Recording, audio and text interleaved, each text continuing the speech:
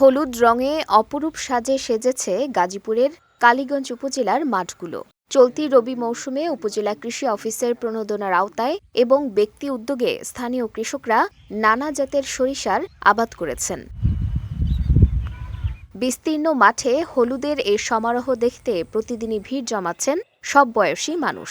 সরিষা খেতে আমার ভালো লাগে, তাই আমি এখানে এসে ছবি তুলি। অনেক সৌন্দর্য, অনেক সুন্দর একটা জায়গা।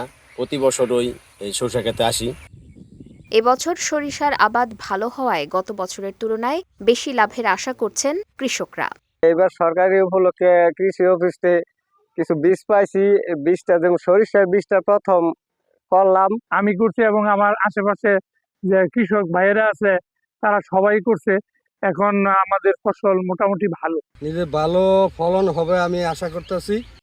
ভালো ফলন ও আশানুরূপ দাম পাওয়ায় সরিষা চাষে কৃষকের আগ্রহ দিন দিন বাড়ছে।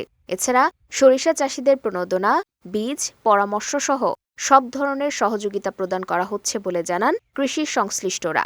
আমরা সঠিক কৃষক নির্বাচন করে সঠিক সময়ে আমরা বীজগুলো তাদের হাতে দিতে পেরেছি। এই সুবাদে আমার চাষি ভাইরা সঠিক সময়ে এই সরিষা আবাদ করতে পারছে।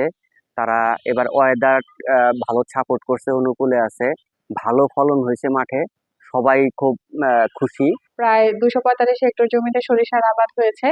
আমাদের সরিষার মাঠগুলো এখন হলুদ ফুলে ফুলে ছেয়ে গেছে। প্রত্যেকটি ফুলে ফুলে দেখা যাচ্ছে যে মৌমাছি এবং প্রজাপতি আনাগোনা, সেই সাথে অনেক ভ্রমণ পিপাসু এবং প্রকৃতি প্রেমীদেরও আনাগোনা দেখা যাচ্ছে। তারা পরিবার পরিজন নিয়ে ফুলের বাগানগুলোতে ঘুরতে আসছে, ছবি তুলছে এবং এই প্রকৃতিকেও অনুভব করছে তারা।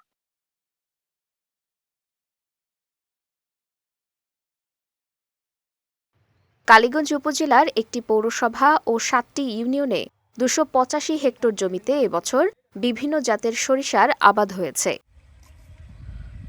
বিজয় টিভি নিউজ ডেস্ক।